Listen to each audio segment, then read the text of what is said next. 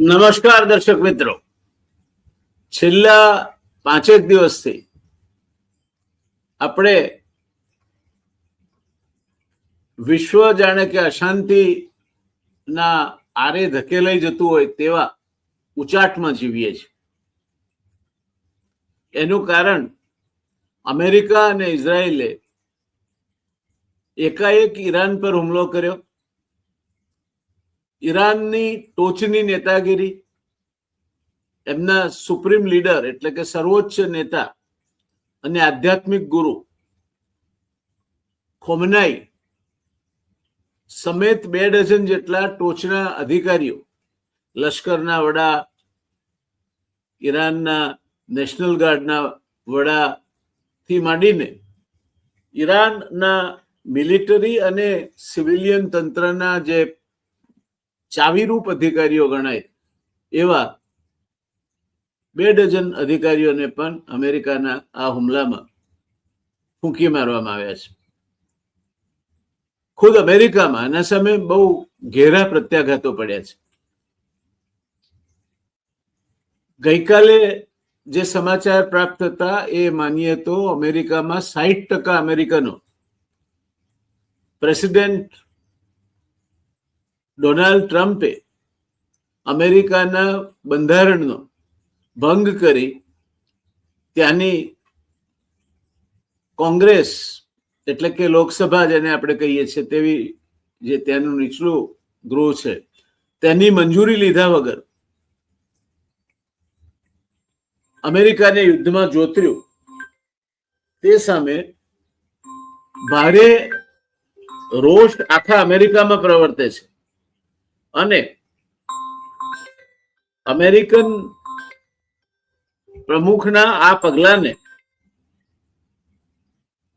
60% કરતા વધારે અમેરિકનો સખત શબ્દોમાં વખોડી કાઢે છે.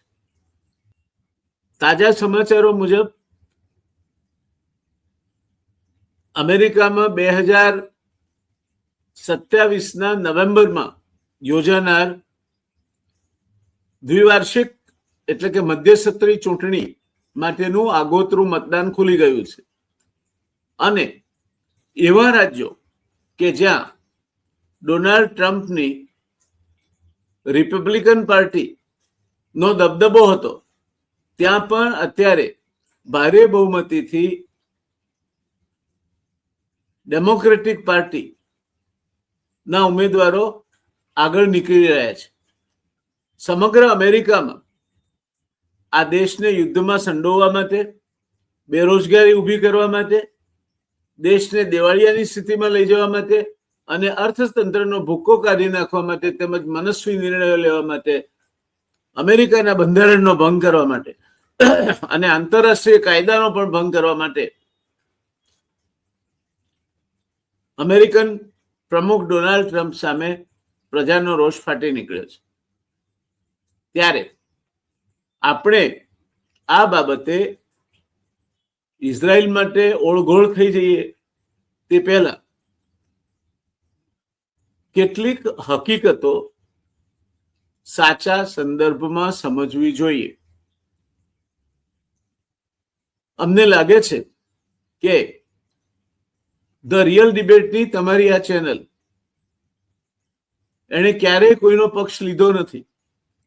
આ તરફી કે પેલા તરફી અભિપ્રાયો નહીં, પણ હકીકતોને આધારે દેશ હિતમાં અને સાચું શું લાગ્યું તે પર અમે અમારા મંતવ્યો વ્યક્ત કરીએ છીએ.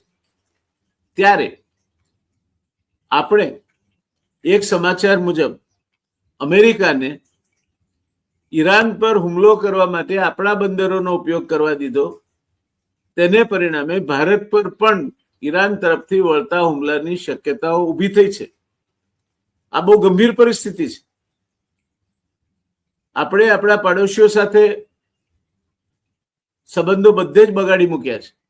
આપણે નથી બાંગ્લાદેશ સાથે બનતું, નથી માલદીવ સાથે બનતું, નેપાળ સાથે નથી બનતું, પાકિસ્તાન સાથે તો પહેલાથી નથી બનતું, શ્રીલંકા સાથેના સંબંધો પણ કંઈ એવા મધુર નથી. તેવા સંયોગોમાં એક નવો મોરચો ખોલીને ઈરાનને એની મિસાઇલો આપણા બંદરો ઉપર અથવા એરપોર્ટ પર ઝીંકવા માટે નિમંત્રણ આપવાનું મૂર્ખામી ભર્યું કામ જો અમેરિકાને આપણા બંદરોનો અથવા આપણા થાણાનો ઉપયોગ કરવા દઈને આપણે કર્યું હોય તો મને લાગે છે કે એ ખૂબ મોટી ભૂલ છે અને આમાં જો સત્ય હોય તો આપણે એની ખૂબ મોટી કિંમત ચૂકવવી પડે તે પ્રકારની પરિસ્થિતિનું નિર્માણ થશે. ત્યાર પછી આપણું જે સંયુક્ત નૌકાદળની કવાયત હતી એમાં જે ઈરાનના જહાજો ભાગ લેવા આવ્યા હતા, આપણે હોસ્ટ હતા, આપણે યજમાન હતા, એ લોકો મહેમાન હતા, તે પાછા જઈ રહ્યા હતા ત્યારે શ્રીલંકા પાસે અમેરિકાએ એમને ડૂબાડી અને લગભગ 100 કરતા વધારે નૌસૈનિકોની ખુવારી થાય તેવું કર્યું છે. આના કારણે પણ ઈરાન ભારત માટે ઉશ્કેરાય તે પ્રકારની પરિસ્થિતિનું નિર્માણ થશે. આ સંયોગોમાં આપણે કોઈ નિર્ણય લેવો નથી. અત્યારે મારે તમારી સામે આજે 9 વાગે એક કાર્યક્રમ રજૂ કરવો છે જેમાં ખાડીના દેશો, આપણે હંમેશા કોઈ પણ વાતને હિન્દુ મુસલમાન એના ઉપર નક્કી કરવા માટે ટેવાઈ ગયા છે.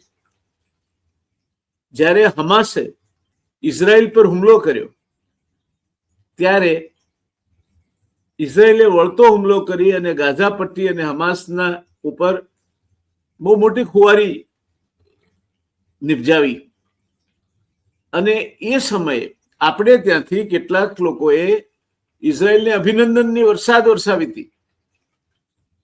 2-1 દિવસ બાદ ભારત સરકારે પોતાનું વલણ સ્પષ્ટ કરતા કહ્યું કે ભારત બંને દેશો વચ્ચે યુદ્ધ શમી જાય અને શાંતિ ભર્યા સહઅસ્તિત્વના સિદ્ધાંતો મુજબ દુનિયામાં સૌ કોઈ જીવે તેની તરફેણ કરે છે અને એક તટસ્થ દેશ તરીકે ભારતનું આ વલણ યોગ્ય હતું. એટલે આપણે અહીંયા ઘરના ખૂણે બેઠા બેઠા બધી જે કંઈ પ્રવૃત્તિઓ કરીએ છીએ એની વિપરીત અસરો આપણા ભાઈ બહેનોને જે અમેરિકામાં રહેતા હોય, અખાતના દેશોમાં રહેતા હોય, તેમને શું વેઠવી પડે તેનો આપણે ખ્યાલ રાખતા નથી. ત્યારે એ આપણને ખ્યાલ હોવો જોઈએ કે ખાડીના દેશો એટલે Muscat, Abu Dhabi, United Arab Emirates, Saudi Arabia, Kuwait, Bahrain, આ દેશોમાં ભારતના કુલ 88 લાખ કરતા વધુ લોકો ધંધા, રોજગાર અને મજૂરી અર્થે ગયેલા છે. આપણા બજેટના લગભગ 10%, આપણો દેશના વાર્ષિક બજેટના લગભગ 10% જેટલી રકમ એ લોકો આપણા દેશમાં દર વર્ષે મોકલે છે વિદેશી હુંડિયામણ રૂપે. આપણા કુલ જીડીપીના 1.5% કરતા વધારે રકમ એ લોકો રેમિટન્સ તરીકે મોકલે છે. દુનિયામાં વિદેશમાં રહીને પોતાના દેશમાં સૌથી વધુ નાણાં મોકલનાર 2 કોમો છે. એક પહેલા નંબરે આ અખાતના દેશોમાં રહીને કામ કરતા ભારતીયો જે વર્ષે દાડે આપણને સારું એવું વિદેશી હુંડિયામણ રડાવી આપે છે. એની ચર્ચા 9 વાગે કરીશું આપણે. અને બીજા ચીનના લોકો. ત્યારે આ સંબંધોનો વિચાર કર્યા વગર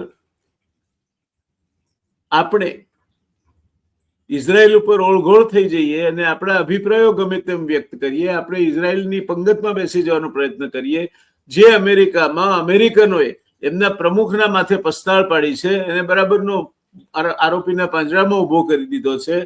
ત્યારે આ બધું સમજ્યા વગર આપણે એક દેશ તરીકે બેજવાબદારી ભર્યું વર્તન કરી શકીએ નહીં. મારા માટે, તમારા માટે, સૌના માટે જો સૌથી અગત્યનો જો પ્રશ્ન કોઈ હોય તો એ દેશ છે. દેશ છે તો આપણે છીએ. દેશનું હિત આપણું હિત છે. દેશની શાન આપણી શાન છે અને તિરંગાની આન બાન ને શાન એ આપણી આન બાન ને શાન છે. એના હિતમાં શું છે, મને વ્યક્તિગત શું ગમે છે, શું નથી ગમતું, મને શું લાગે છે, નથી લાગતું, અગત્યનું નથી. ત્યારે માત્ર ને માત્ર હકીકતો ઉપર આધારિત કોઈ પણ પ્રકારની મારો અભિપ્રાય અથવા બીજા કોઈનો અભિપ્રાય અંદર ભેળવ્યા વગર આજે રાત્રે 9 વાગે તમારા સામે આ વિગતો લઈને હું આવું છું. ખાડીના દેશોમાં આપણે શું કરી રહ્યા છીએ તેની વિગતે વાત કરવી છે. તમે તો જોજો જ, પણ જે લોકોને ભારતના હિતમાં રસ હોય, જેમને રાષ્ટ્રભક્તિમાં રસ હોય, જેમને આપણે વિદેશ નીતિ કેવી હોવી જોઈએ અને શા માટે એવી હોવી જોઈએ એમાં રસ હોય, તેમણે પોતાની મેતે આ માહિતી તમારા સામે મૂકીશું. એના ઉપરથી નિર્ણય લેવાની છૂટ છે. અમારે કોઈ અમારા રંગોના લપેડા એના પર કરવા નથી, પણ સાચું છે તે આંકડાઓને આધારિત, અને તે પણ ભારત સરકાર પાસેથી ઉપલબ્ધ આંકડા, રિઝર્વ બેંક પાસેથી ઉપલબ્ધ આંકડા, વિદેશ મંત્રાલય પાસેથી ઉપલબ્ધ આંકડા ઉપર આધારિત વાત અમારે તમારી સાથે કરવી છે. અને એટલે આ ડિબેટ નથી, આ તમારી ચેનલનું એક પ્રમાણિક પ્રયત્ન છે તમારી સામે કોઈ પણ પ્રકારના પૂર્વગ્રહ વગર હકીકતોને સાચા પરિપ્રેક્ષ્યમાં મૂકવાનો. તો આશા રાખું આપ વધારેમાં વધારે સંખ્યામાં રાત્રે 9 વાગે જોડાશો. જો સબસ્ક્રાઇબ ના કર્યું હોય તો સબસ્ક્રાઇબ કરશો. તમારા મિત્રોને પણ આ માહિતી મોકલશો. આ વિડીયો ક્લિપ એમને પણ ફોરવર્ડ કરશો. વધારેમાં વધારે લોકો 9 વાગે અમારી સાથે જોડાય એટલા માટે હું આગોતરું આ તમારા સામે મૂકું છું. વિગતે વાત કરીશું આજે રાત્રે 9 વાગે. અને કોઈ પણ પ્રકારના પડદા વગર અમારો મત શું છે એ વિશે એક અક્ષર પણ કયા વગર હકીકતોના આધારે તમારી સામે તમે જજ કરો, તમે પોતે જ નક્કી કરો તે માટે. તો મળીએ ત્યારે દોસ્તો રાત્રે 9 વાગે. ઈરાન ઉપર અમેરિકા અને ઇઝરાયલના હુમલાના સંદર્ભમાં ખાડીના દેશોમાં આપણા જે ભારતીયો છે તેની સંખ્યા કેટલી છે અને તેમને લગતી પરિસ્થિતિ શું થઈ શકે તેની વાત લઈને મળીશું. રાહ જોઈશ હું 9 વાગે. આપની જરૂર સબસ્ક્રાઇબ કરાવશો. આપના મિત્રો પણ જુએ તે જોશો તો અમને પ્રોત્સાહન મળશે. ધન્યવાદ.